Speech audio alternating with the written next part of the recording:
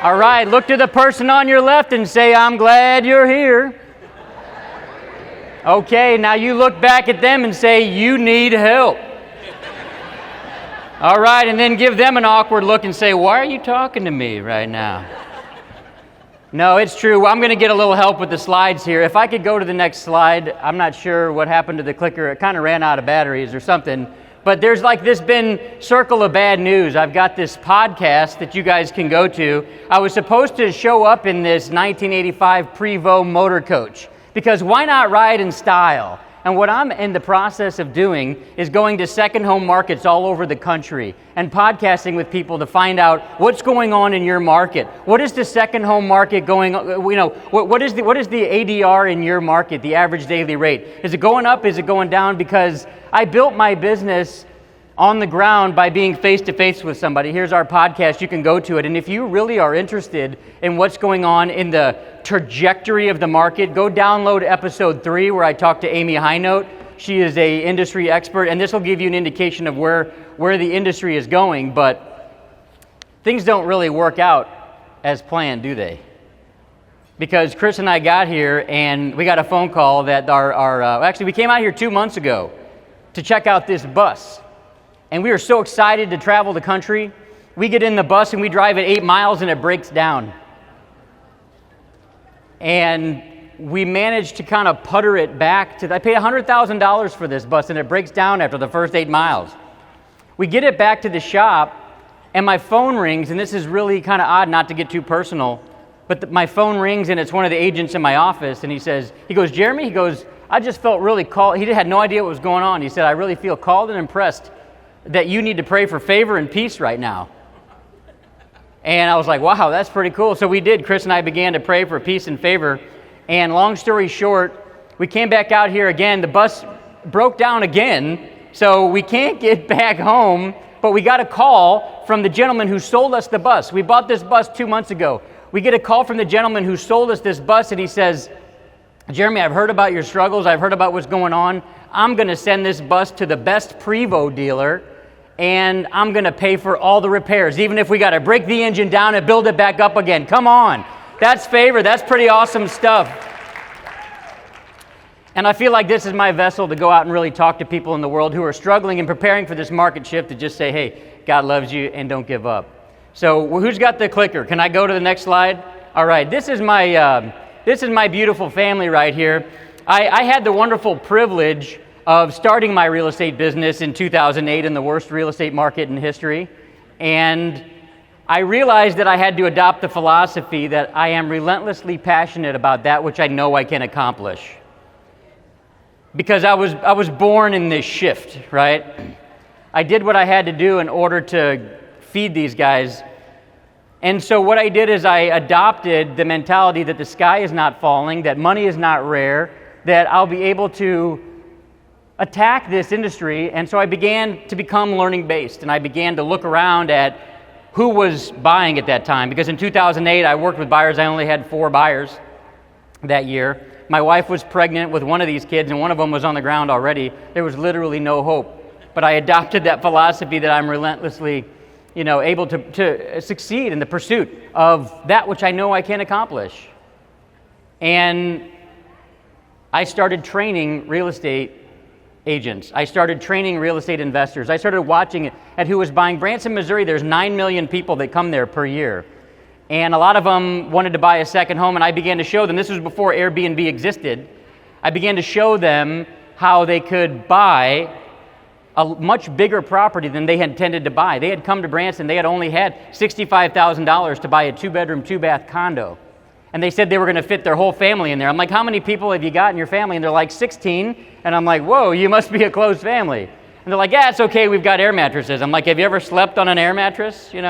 It's not really comfortable. So I began to show them how they could take that $65,000, put it down on a $350,000 condo, a 5-bedroom condo, have room for their family, and then rent it out. Again, remember, this is before Airbnb existed. These were kind of revolutionary topics at the time. And I had the ability to go from feeding my family to growing that 40-agent brokerage. And we didn't know it, but we had grown the largest vacation rental-focused independent brokerage in the nation just by putting our heads down and helping investors get a greater return on their time. So that gives me a little bit of clout to be able to stand up here and talk to you guys today. And I have to say, I am an investor, but my wife and my kids, let's go to the next slide, they are the absolute best investment I've made because they're the best source of cheap labor on the planet. I mean, I've done a lot of flips. And let's go ahead and go to the next slide.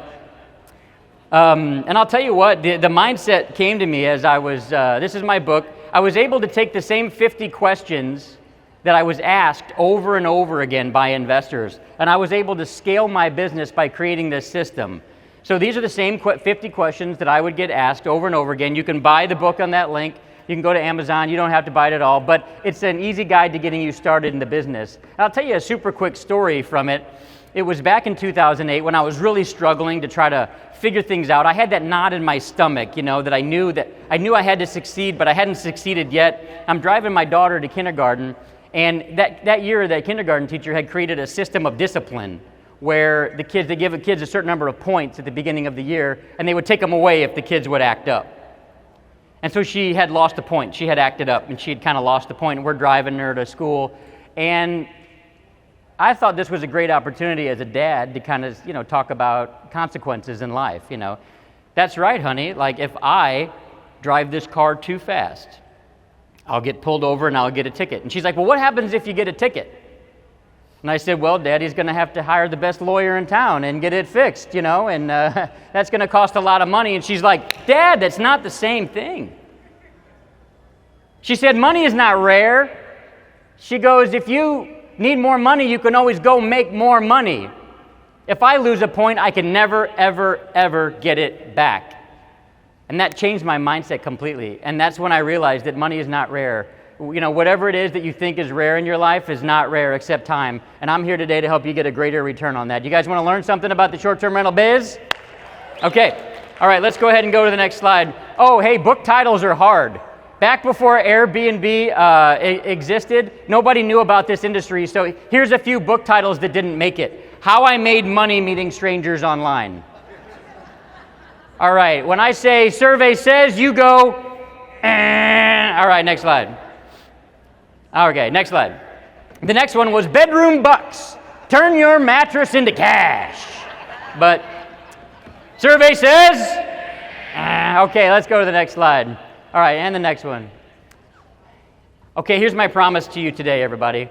I'm going to have you leave with why the STR business is so popular and why it will continue to be so popular. I'm going to talk to you about why it's a recession-resistant asset class.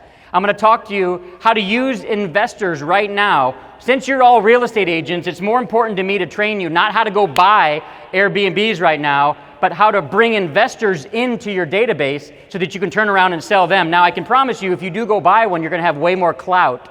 So use what I'm telling you, and I really want your CRM to be full of investors, and I'm going to show you 2 scenarios to help you to convert those investors. And I'm going to give you one thing to say to people to get them to set an appointment today. How's that sound? Okay. How does it sound, people? I came all the way from Branson, for heaven's sake. Okay, next slide, por favor.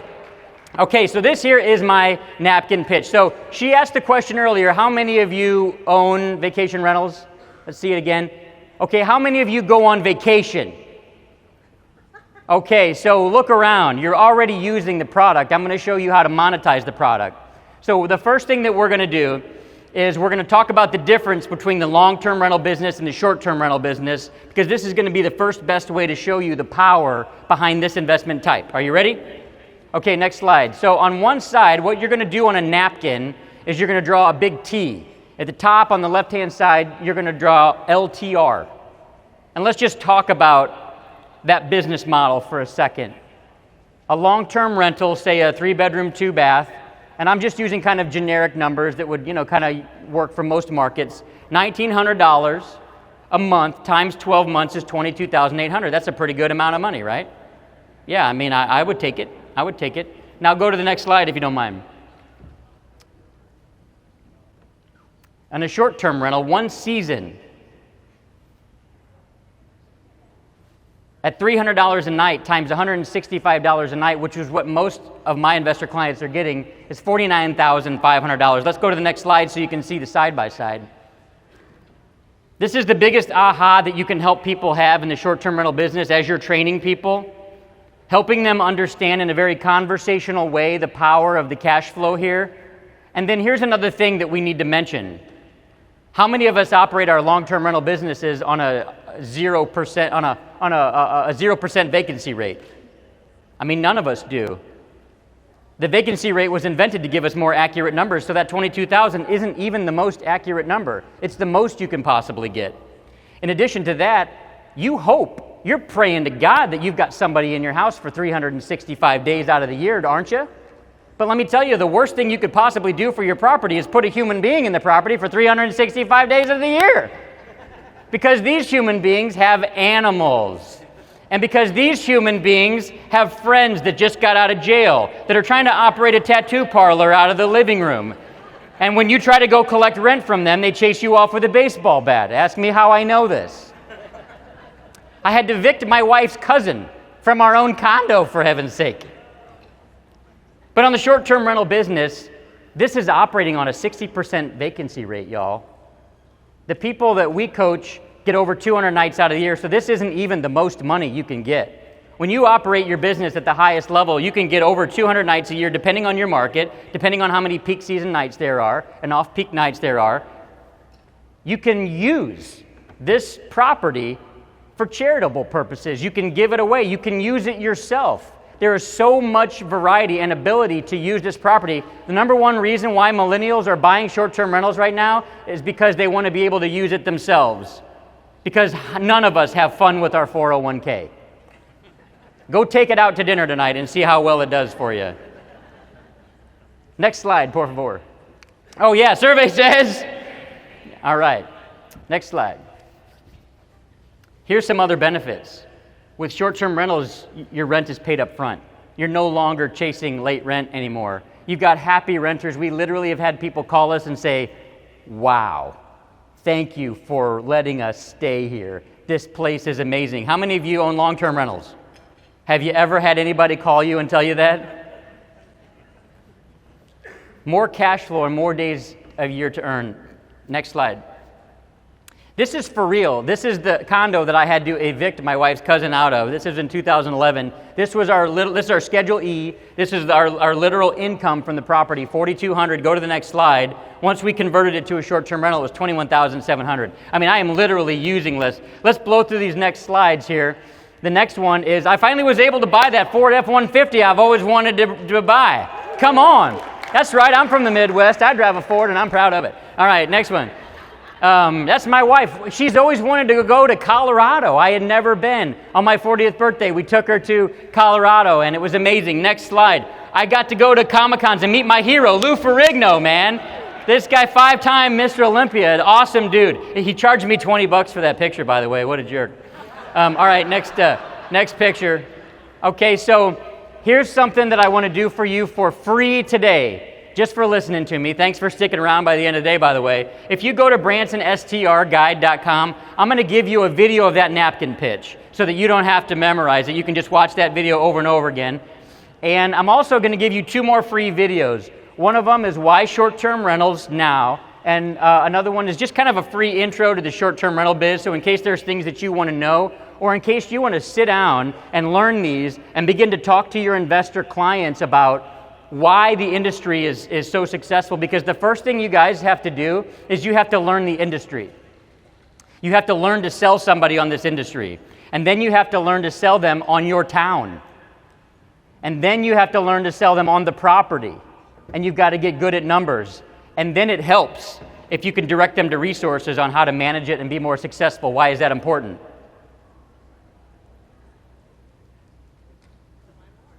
They will buy more. There's a smart lady sitting right over there. Next slide. I'm going to show you how the short-term rental business, I'm going to show you how a 9-bedroom vacation rental can outperform a 12-unit apartment complex. You guys ready for that? You guys ready to win over some investors? Okay, these guys are like truck drivers. They're a tough nut to crack. But once you do, they're loyal as can be, right? Okay, so 12-unit apartment complex. Help me out with the slides here. Don't get ahead of me, but what we're looking at on this 12-unit apartment complex, so the rent for that, I'm telling you, it's a little sticky. The battery might be going dead. I'll just keep going ahead. I've given this speech a million times. 12-unit, here we go, a 12-unit apartment complex. $800 a month, we're talking about maybe a studio or a two-bedroom, times 12 is going to be $9,600 times 12. So that's $115,000. That's pretty good scratch, isn't it? Yeah, would you guys invest in that? Yeah, I mean, what are you going to get? 8%? 12%? Let's go to the 9-bedroom numbers. $800 a night times 165 nights is going to give us $132,000. And go to the next slide, because this is the most important thing. You don't have 12 dwellings to manage. You don't have 12 stories to listen to. You don't have 12 late payments. And I promise you, your painter and your remodeler are giving you a Christmas card this year. Thanks for the business. But with a 9-bedroom, you have maybe 1, maybe 2 air conditioners. And you get to know your clients. You get to talk to them. You get to invite them back. It's a much better way to do business, if you ask me. It is the gateway drug to real estate investing. And you all are dealers. So get out there. I'm serious. It's that easy. Show somebody this, and I promise you they will be looking to buy one. I promise you. Do this tomorrow, and you will have people going out with you tomorrow. You guys going to do this? Come on. You guys going to do this? You will literally change the power of your life. I have the great privilege to train people day to day. I have the great privilege to be able to take my life from the point where I was complete broke. I had $3,200 in my bank account. I drove a Ford Focus. It was still a Ford, by the way. I called it the green bean machine because every time it rained, it got water under the windshield and it smelled like green beans when the sun came out. And now I own 2 resorts. I own a 51-unit lakefront resort on Table Rock Lake, on the most photographed location, because not only did I have the foresight and the knowledge of this industry, I know what my clients want, and I know the trajectory of the industry, and I'm not afraid, because I was born in this shift, right? And Crum, if you will not help me, then to hell with you! Next slide, please. So what are we talking about? Survey says... Next slide. Next one. Here's the cool thing about this business. If you're working with investors and they're raising their eyebrow to you and they're like, nah, I got this down. All you have to do is say, I'm not trying to tell you nothing you don't already know. I'm just trying to give you another tool for your toolbox, bub. If you're doing REOs, wholesales, rehabs, fix and flips, long-term rentals, lease, buy and holds, I've seen people do wholesale deals with them. You know, I've seen people buy 2-bedroom, 3-bath vacation rentals and then remodel the lower level in the off-season, make it a 5-bedroom, increase their per-night rent, sell it at a profit, and have absolutely zero hold time because the cash flow supported them. They had to literally budget $0 for hold time. And I've done this myself. You just rent it out until you sell it. Next slide. Who's buying short-term rentals? Now this slide, to give you a little peek behind the curtain, was invented to tell you that everybody is buying short-term rentals right now. And when I started in 2008, it was the 45, I would say more 55, 65-year-old. It was the person like the example I gave before. I mean, as your kids get older and they start to leave the nest, or they're maybe a junior in high school and you can feel them leaving the nest, people would want to buy a place to keep their family together. Because that family place, that generational wealth that creates that place for our family. That picture of us that you saw earlier, that's in Alaska. That's on Kodiak, Alaska. Short-term rentals took me from the green bean machine to Kodiak, Alaska. I took my kids salmon fishing. I literally caught a salmon out of the ocean. I'm from the Midwest. There's no fish where I'm at. I caught a fish out of the ocean, and I cut it up, and I ate it. I made salmon fresh out of the ocean, and it was the most wonderful salmon I've ever had in my entire life. This is the power of this industry. It's changed. The buyer has changed completely. It's no longer these people that have money, those baby boomers. Let's go to the next slide. Let's talk about some macroeconomics for a minute. I don't know if you guys follow Harry Dent. I keep getting that fused with Harvey Dent. You know, he's the guy from Batman who's Two-Face. Anyway, Harry Dent, here's the real estate life cycle. This is when you start off, you're renting an apartment. Maybe you're renting a couch from a buddy. And then as you gain some wealth and get married or find a life partner, you are the person that decides to get a starter home. Then you have a move-up home. Maybe you get some Rugrats, and you need a trade-up home. And by that time, we've got enough disposable income that we're looking for second homes and destinations that we want to travel to, and then vacation and retirement homes. So go to the next slide. 10 years ago, there were 23 million baby boomers who were looking for retirement and second homes. That's what began to launch this industry. And this is the snapshot just before I left of the U.S. Census population. Let's go to the next slide to show you these two categories. We've got the baby boomers, who I feel bad are getting forgotten about by these stinking millennials, who are super smart and are really going to save us, if we're being honest with each other. The baby boomers are still driving the economy, but the largest buyers of short-term rentals right now are millennials. As a matter of fact, the Wall Street Journal ran an article that I had the wonderful honor of being quoted in, and the title of the article was, "The Short-Term Rental Industry is Coming of Age." Let's go to the next slide. This is y'all. This is 3.8 million people turning 30 every year.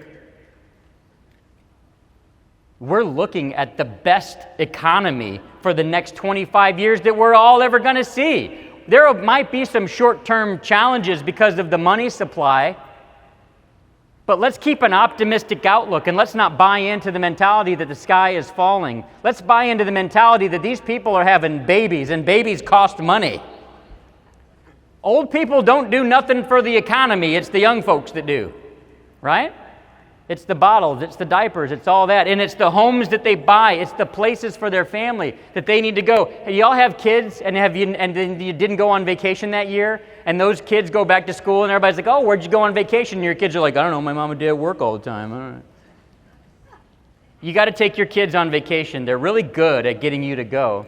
And right now, we've got 43% of the buyers this year that have bought vacation rentals were millennials. They get it, guys. Next slide. People are tired of this. This is the S&P 500 from the 1950s up. There's a volatility in other types of investment that people are tired of. People want more control over their investment. And real estate is scary to people because not everybody knows how to fix and flip. Not everybody knows how to go in and evaluate what it's going to cost to replace a roof. Not everybody has the vision to go in and remodel. But everybody knows how to go on vacation. Everybody knows what they want when they go on vacation. Everybody in this room raised their hand. Oh, I'm sorry. Everyone did raise their hand. Thank you. Can we hang out? You're awesome.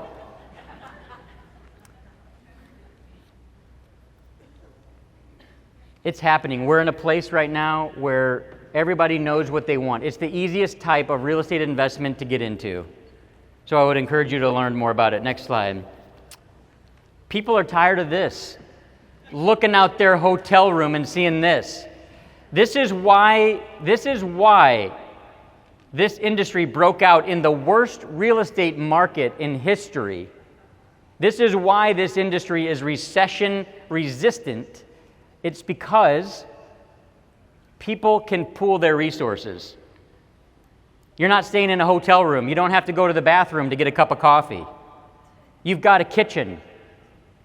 These things matter. You can go on vacation with your family and split the cost of this hotel room with this view with two other families, and you can bring mom along, and you know she makes good chicken and dumplings. That's why you guys get together. I don't know what your therapy is when you guys get together on vacation, but for us, it's food. My grandma makes the best banana pudding I've ever had. This is serious. It's those things that have added to this vacation type. This sub-asset class is not going anywhere. It has matured. It's a teenager. Next, a survey says? All right, next slide. People will go on vacation regardless of the economy. The difference is they're just going to vacation smarter. So don't worry about this, the sensationalized news that everybody is talking to you about. People will always go on vacation. This is the most economical way to vacation, and your accommodations are 100 times better. Next slide. And this is what you say to people to get them to schedule an appointment with you. Isn't retirement approaching faster than our ability to save? What is stopping you from scheduling an appointment with me today so that we can get started building your portfolio to find the vacation home that you want to use with your family? You guys like this? So that's it. If I have time, I'll take some questions if you want. If we're out of time, how are we doing on time? 1 minute? Okay.